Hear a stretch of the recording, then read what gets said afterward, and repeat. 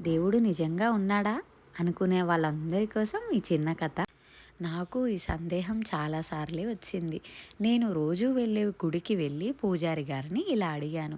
ఇన్ని పూజలు చేస్తున్నాను, ఏ రోజు నాకు ఆ దేవుడు కనిపించట్లేదు. ఎందుకని గురువుగారు అని చెప్పి అడిగాను. ఇంతకీ నువ్వు ఏం మంచి పనులు చేశావని నీకు ఆ దేవుడు కనిపించాలి అని చెప్పి అన్నారు. అదేంటండి, నేను చాలా మంచి పనులే చేశాను అని చెప్పి నేను అన్నాను. ఏది నువ్వు చేసిన మంచి పనులలో ఒకటి నాకు చెప్పు అన్నారనమాట.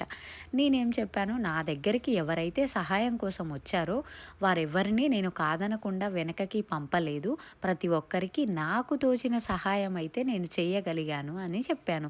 అవి మంచి పనులే కదా అని చెప్పి చెప్పాననమాట. దానికి ఆ గురువుగారు, అవును నిజమే. నువ్వు సహాయం చేసిన వాళ్ళకి నువ్వు భగవంతుడి రూపంలోనే కనిపించి ఉంటావు కదా! మరి నీకు సహాయం చేసే వాళ్ళలో నువ్వు భగవంతుడిని చూడలేకపోతున్నావంతే అని చెప్పారనమాట. ఆ మాటకి నేను చాలా హ్యాపీగా ఫీల్ అయ్యాను. నాకు సహాయం చేసిన వాళ్ళు చాలామందే ఉన్నారు. ఇంతకీ దీని అర్థం ఏమనుకుంటున్నారు? మనకి ఏ ఆపద వచ్చినా భగవంతుడు ఎవరో ఒకరి రూపంలో మన ఆపదని తీరుస్తున్నాడని మనం తెలుసుకోవాలి. వీడియో నచ్చింది కదా! లైక్ చేసి ఇప్పుడే సబ్స్క్రైబ్ చేయండి.